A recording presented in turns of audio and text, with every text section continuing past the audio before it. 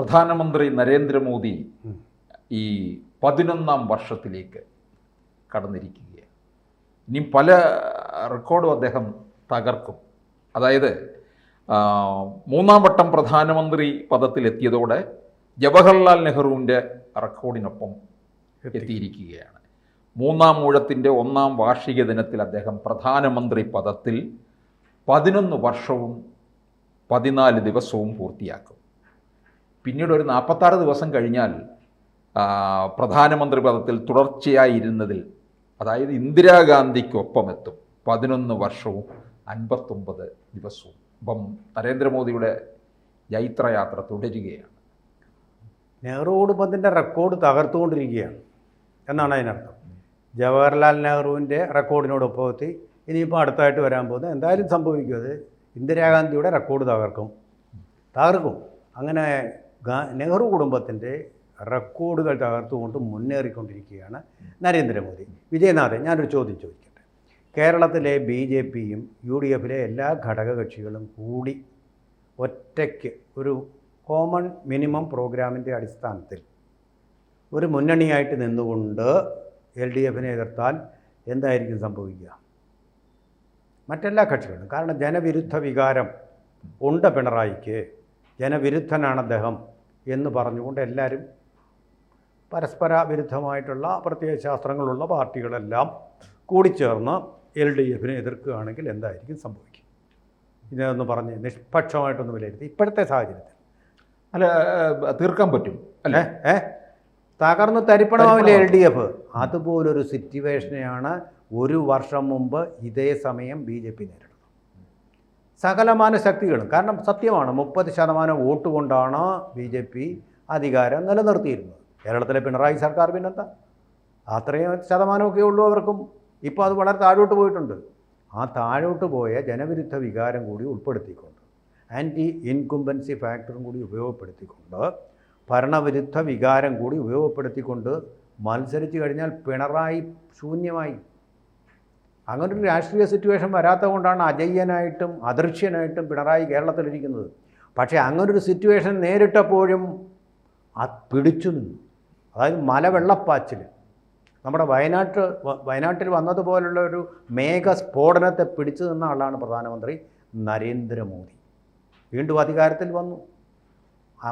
നല്ല രാഷ്ട്രീയ സർക്കസ് കാണിച്ചുകൊണ്ട് നിതീഷ് കുമാറിനെയും അതുപോലെ ചന്ദ്രബാബു നായിഡുവിനെയും. പക്ഷേ അപ്പോൾ പലർക്കും ഒരു സംശയമായിരുന്നു, ഇത് സമ്മർദ്ദത്തിലാകുമോ. അവരെ ഏറ്റവും സത്യം, അവരെ ഏറ്റവും കൂടുതൽ ക്യാറ്റർ ചെയ്യുകയും അവർക്ക് ഏറ്റവും കൂടുതൽ വോട്ട് ബാങ്ക് ഉള്ളതുമായിട്ടുള്ള പ്രസ്ഥാനമാണ് മുസ്ലിങ്ങൾ, ഇസ്ലാം സമുദായം. ആ ഇസ്ലാം സമുദായം തെറ്റിദ്ധരിച്ച ഒരു ബില്ല്, എന്നാൽ ഞാൻ പറയും വഖഫ് ബില്ല്, അവരുടെ സമവായം നേടിയെടുക്കാൻ കഴിഞ്ഞു, കൺസെൻസസ് നേടിയെടുക്കാൻ കഴിഞ്ഞു നരേന്ദ്രമോദിക്ക്.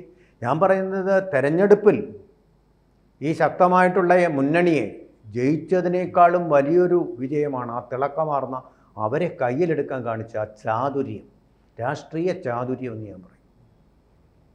വലിയ പ്രയാസം എന്ന് പറഞ്ഞാൽ അവർ ജന്മത്ത് സമ്മതിക്കാൻ സാധ്യതയില്ലാത്ത ഒന്നാണ്. വെറുതെ മുസ്ലിങ്ങളുടെ വോട്ട് എന്തിന് നഷ്ടപ്പെടണമെന്ന് വിചാരിച്ച് ഇരിക്കാൻ സാധ്യതയുള്ള ഒന്നിനെ തനിക്ക് അനുകൂലമാക്കി മാറ്റി പാർലമെൻറ്റിൻ്റെ അംഗീകാരം ചർച്ചയോടുകൂടി പാസ്സാക്കി എടുത്തു.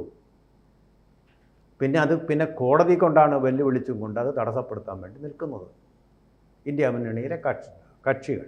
കാരണം മുസ്ലിം വോട്ട് പോയി കഴിഞ്ഞാൽ പിന്നെ അവർ കാറ്റുപോയ ബലൂണാണ് പല കക്ഷികളും, കോൺഗ്രസ് ഉൾപ്പെടെ. പിന്നെ അങ്ങനെയുള്ള നേരിയ ഒരു ഭൂരിപക്ഷം വെച്ചുകൊണ്ട് അപ്രതീക്ഷിതമായി പാകിസ്ഥാൻ പഹൽഗാമിൽ നടത്തിയ ഒരു ആക്രമണത്തിനെതിരെ നടത്തിയ കാലിബ്രേറ്റഡ് ആക്ഷൻ ഒന്ന് നോക്കൂ. അത് നമ്മളെല്ലാം സംശയിച്ചു, ഈ വാചകം മാത്രമേ ഉള്ളൂ, ഇദ്ദേഹം യുദ്ധമൊന്നും ചെയ്യാൻ പോകുന്നില്ലേ. യുദ്ധം ചെയ്ത് ഇത്രയൊക്കെ പാകിസ്ഥാൻ മുൻകൂട്ടി പ്ലാൻ ചെയ്യാൻ സമയം ഉണ്ടായിട്ടും പാകിസ്ഥാൻ അപ്രതീക്ഷിതമായിട്ടുള്ള അടിയാണ്, ഇരുട്ടടി തന്നെയാണ് കൊടുത്തത്. പാകിസ്ഥാൻ്റെ ഭീകര ക്യാമ്പുകൾ നശിപ്പിച്ച് അതിൻ്റെ ഫോട്ടോ സഹിതമാണ് വന്നത്. നേരത്തെ അവർ ഇന്ത്യ നടത്തിയ ആ ആക്രമണമുണ്ടല്ലോ, സർജിക്കൽ സ്ട്രൈക്ക്, അതിൽ ഫോട്ടോ ഒന്നുമില്ലായിരുന്നു. അതുകൊണ്ട് പാകിസ്ഥാൻ പറഞ്ഞു, ഇവിടെങ്ങൊന്നും ഞങ്ങൾക്കൊരു നഷ്ടവും സംഭവിച്ചില്ല എന്ന് പറഞ്ഞു. ഇത് ഫോട്ടോ സഹിതം ലോക മാധ്യമങ്ങളെ എല്ലാം കാണിച്ചത്. അതിൻ്റെ ഇന്ത്യയുടെ 2 പുലിക്കുട്ടികൾ, പെൺകുട്ടികൾ കാണിച്ചു കഴിഞ്ഞപ്പോൾ പാകിസ്ഥാൻ ചൂളിപ്പോയി. എന്തെങ്കിലും നമ്മൾ ചെയ്തില്ലെങ്കിൽ നമ്മുടെ ആത്മാഭിമാനം തകർന്നു പോകുമെന്ന് പറഞ്ഞ് അവിടുന്ന് ചൈനയിൽ നിന്ന് കിട്ടിയ എല്ലാ വിധമായിട്ടുള്ള ഡ്രോണുകൾ, തുർക്കിയയിൽ നിന്ന് കിട്ടിയ ഡ്രോണുകൾ എല്ലാം കൂടെ വാരി ഇങ്ങോട്ടിട്ടു. ഒരൊറ്റ എണ്ണം പോലും ഫലം കണ്ടില്ല. 300ഓളം എണ്ണമാണ്. അതിനെ തകർത്ത് മര്യാദയ്ക്ക് മര്യാദയ്ക്ക് അടങ്ങിയിരുന്നു എന്ന് ഇന്ത്യ വാൺ ചെയ്തതാണ്. ആ വാണിങ്ങിനെയാണ് രാഹുൽ ഗാന്ധി മുന്നറിയിപ്പ് നൽകി, അവർക്ക് അറിയിപ്പ് നൽകിയെന്നും പറഞ്ഞ് നടക്കുന്നു. അവിടെ ഇരിക്കട്ടെ. എന്നിട്ട് അതിനെയെല്ലാം പ്രതിരോധിച്ചുകൊണ്ട് ബ്രഹ്മോസ് മിസൈൽ അങ്ങോട്ട് പാഞ്ഞു ചെന്നപ്പോൾ ചൈനയുടെ ആഭിമുഖ്യത്തിൽ അവിടെ ഇൻസ്റ്റാൾ ചെയ്ത് വെച്ചിരുന്ന HQ സീരീസിൽപ്പെട്ട വ്യോമ പ്രതിരോധ സംവിധാനങ്ങളൊന്നും മൂളിപ്പാഞ്ഞത് പോകുന്ന അറിഞ്ഞതേ ഇല്ല. ഉറങ്ങിയിരുന്ന പോലെ ഇരുന്നു. ലക്ഷ്യങ്ങളിലെത്തി. ബ്രഹ്മോസ് മിസൈൽ അവിടെ എത്തി. അതിൻ്റെ കൂടെ വന്ന ആകാശ മിസൈലുകൾ ആ ലക്ഷ്യങ്ങൾ മുഴുവൻ തകർത്തു. ഈവൻ അവരുടെ ആണവ ബോംബ് സംരക്ഷിച്ച് വെച്ചിരുന്ന സ്ഥലം പോലും തകർത്തു. നട്ടെല്ലൊടിഞ്ഞു പോയി. അസർബൈജാനിൽ ചെന്നപ്പോൾ പാക് പ്രധാനമന്ത്രി ഇതിനെക്കുറിച്ച് പറഞ്ഞ്, ഞങ്ങൾ രാവിലത്തെ സുബഹ് നമസ്കാരം കഴിഞ്ഞിട്ട് ആക്രമിക്കാൻ വേണ്ടി എല്ലാം പ്ലാൻ ചെയ്തപ്പോഴത്തെ കാലത്തെ കൂട്ടി അവിടെ നിന്നുള്ള ബ്രഹ്മോസ് മിസൈൽ ഇങ്ങോട്ട് വന്ന് ഞങ്ങളുടെ മുഴുവൻ ശക്തി കേന്ദ്രങ്ങളെയും തകർത്തു. ആദ്യം തീവ്രവാദ ശക്തി കേന്ദ്രങ്ങളെ, പിന്നെ പാകിസ്ഥാൻ്റെ തന്നെ പ്രതിരോധ ശക്തി കേന്ദ്രങ്ങളെ തകർത്തു. ഈ പിന്നെ 3-ാം വട്ടം അധികാരത്തിൽ വരുമ്പോൾ മൂന്നാം വട്ടം ഏറെ പ്രതീക്ഷിച്ചു. നരേന്ദ്രമോദി തന്നെ പറയുകയുണ്ടായി 400 കടക്കും എന്ന്. പക്ഷെ പ്രതീക്ഷിച്ച വിജയം കൈവരിക്കാൻ സാധിക്കാതെ വന്നു. സഖ്യകക്ഷിയിലേക്ക് പോകേണ്ടി വന്നു. പക്ഷേ പിന്നീട് നടന്ന നിയമസഭാ തിരഞ്ഞെടുപ്പുകൾ ഹരിയാനയും മഹാരാഷ്ട്രയിലും ഒക്കെ ആ നേരത്തെ ഉണ്ടായ ആ ഒരു മങ്ങൽ മറികടക്കാൻ BJPക്ക് സാധിച്ചു എന്നുള്ളതാണ്. അത് വലിയൊരു അത്ഭുതമായിട്ട് എനിക്ക് തോന്നുന്നില്ല. കാരണം എന്താണെന്നറിയോ? ഒരു പക്ഷേ ഈ മുന്നണി ഇങ്ങനെ വന്നു കഴിഞ്ഞാൽ, ഞാൻ പറഞ്ഞില്ലേ, പിണറായി വിജയന് സംഭവിക്കാമായിരുന്നത് പോലെ സംഭവിക്കും എന്ന് മോദി മുന്നേ കൂട്ടി കണക്കാക്കിയിരുന്നു എന്നാണ് എനിക്ക് തോന്നുന്നത്.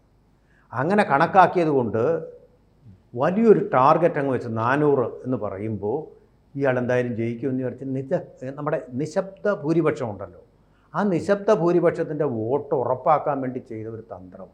മോദി ആരാ മോയ്, അദ്ദേഹത്തിന് അറിയില്ലേ ഇത് ഇത്രയും ഉണ്ടാവും സീറ്റെന്നൊക്കെ. ഇൻ്റലിജൻസ് റിപ്പോർട്ടുകൾ കിട്ടുമെന്നേ.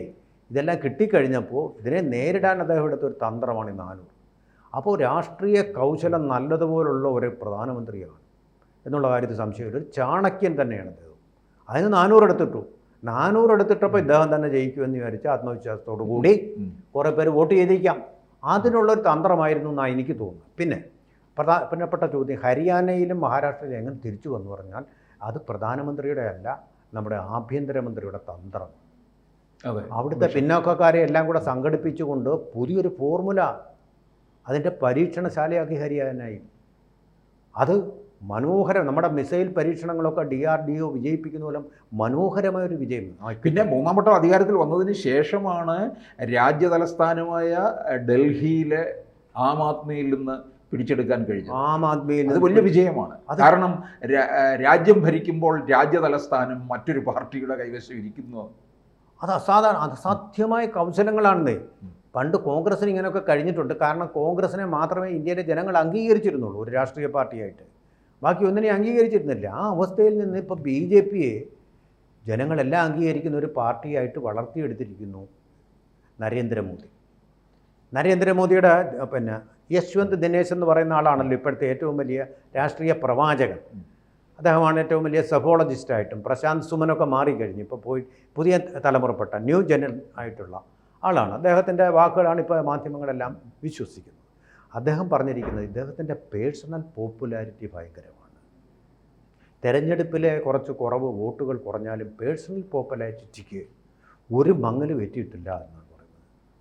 വളരെ പേഴ്സണലി ഇദ്ദേഹം പോപ്പുലറാണ്. ഒന്നാമത്തെ സത്യസന്ധത, രണ്ടാമത് രാഷ്ട്രത്തിനോട് ആത്മാർത്ഥത, പിന്നെ ഒരു രാഷ്ട്രത്തിന് വേണ്ട ഞങ്ങൾക്കൊരു നാഥനുണ്ടെന്നുള്ളൊരു തോന്നലാണ് വേണ്ടത്. ഞങ്ങൾക്കൊരു നാഥനുണ്ട് എന്നൊരു തോന്നൽ. മുമ്പേ ഭീകരാക്രമണമൊക്കെ നടക്കുമ്പോൾ നമുക്ക് നഷ്ടപ്പെട്ടതും അതാണ്.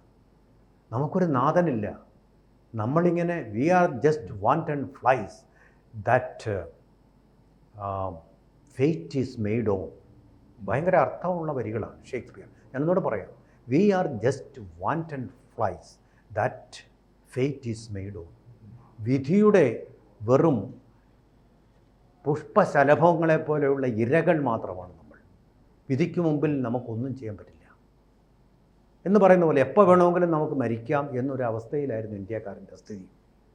ദീപാവലിക്ക് പടക്കം വാങ്ങിക്കാൻ പോകുമ്പോൾ സരോജിനി മാർക്കറ്റിൽ ബോംബുകൾ പൊട്ടുന്നു, അവൻ മരിക്കുന്നു. മുംബൈയിലെ ഹോട്ടലുകളിൽ ആഘോഷിക്കുമ്പോൾ ഹോട്ടൽ തന്നെ തകർക്കുന്നു, ചാരമാക്കുന്നു, അവിടെ അവൻ മരിക്കുന്നു. തെരുവുകളിൽ യാത്ര പോകുമ്പോൾ അവനെ പടപടാന്ന് AK-47 ഗർജിച്ച് അവനെ കൊല്ലുന്നു. അവിടുത്തെ ആഭ്യന്തര സുരക്ഷാ സംവിധാനങ്ങൾ മുഴുവൻ തകർത്തുകൊണ്ട് ഒരു തെറ്റും ചെയ്യാത്ത ആൾക്കാർക്ക് ഇങ്ങനെ 100-200 ജനങ്ങൾ അവിടെ മരിച്ചു വീഴുമ്പോൾ നിസ്സഹായരായിട്ട് നോക്കുകയാണ് ഇന്ത്യൻ ജനത. കടലിൽ നിന്ന് പാകിസ്ഥാനിൽ നിന്ന് കടൽ വഴി വന്ന ആൾക്കാർ ഇവരെ തുരുതുരെ വെടിവെച്ചുകൊണ്ടിരിക്കുന്ന ഒരു അരക്ഷിതാവസ്ഥ. ശരിക്കും പറഞ്ഞാൽ അതാണ് ആപ്റ്റ് വേർഡ്. അരക്ഷിതാവസ്ഥയിലായിരുന്നു ഇന്ത്യക്കാർ. അതിൽ നിന്നിപ്പോൾ ഒരു രക്ഷകൻ വന്നിരിക്കുന്നു. അതാണ് മോദിയെ ആ ചരിത്രത്തിൻ്റെ ഒരു നിയോഗം, സംഭവാമി യുഗേ യുഗേ എന്ന് പറയുന്ന പോലെ ചരിത്രത്തിൻ്റെ ഒരു നിയോഗമായിട്ട് നമ്മളിൽ ഇന്ത്യക്കാർക്ക് നൽകിയ ഒരു നാഥനാണ് മോദി എന്നതുകൊണ്ടാണ് ഇന്ത്യക്കാർക്ക് അദ്ദേഹത്തിൽ അപ്രതിഹതമായിട്ടുള്ള വിശ്വാസമുള്ളത്. അതിനൊരു മങ്ങലുമേൽക്കുകയിൽ എനിക്ക് തോന്നുന്നത് മിക്കവാറും ഇനി അങ്ങോട്ട് ഈ മോദി യുഗം തന്നെയായിരിക്കും. 2047 വരെ BJPയെ വെല്ലാൻ ഒരു ശക്തിക്കും തന്ത്രം കൊണ്ടായാലും ജനപിന്തുണ കൊണ്ടായാലും സാധിക്കുകയില്ല. ഇതുപോലെ കരിഷ്മയും ഇന്ദിരാഗാന്ധിയെ പോലെ കരിഷ്മയും ആർജിച്ചു കഴിഞ്ഞു അദ്ദേഹം. ആ കരിഷ്മ, അതായത് വ്യക്തിപരമായ പ്രഭാവം, അതും നേടിക്കഴിഞ്ഞാൽ പിന്നെ ലോകത്തിൻ്റെ അംഗീകാരം നേടിക്കഴിഞ്ഞു. ഇതെല്ലാം കൊണ്ടും തകർക്കാനാവാത്ത ഒരു ശക്തി, അജയ്യനായി കഴിഞ്ഞു മോദി എന്നാണ് എനിക്ക് നോക്കുന്നത്. അപ്പോൾ ഇനിയും കേന്ദ്രം വിട്ട് സംസ്ഥാനങ്ങളിലേക്ക് നോക്കുക മാർഗമേ കോൺഗ്രസിൻ്റെയും മറ്റു പാർട്ടികളുടെയും മുമ്പിൽ അവശേഷിക്കുന്നു. കൂടുതൽ വാർത്തകളും വിശേഷങ്ങളും നിങ്ങളിലേക്ക് എത്താൻ ABC മലയാളം സബ്സ്ക്രൈബ് ചെയ്യുക, ബെൽബട്ടനും അമർത്തുക.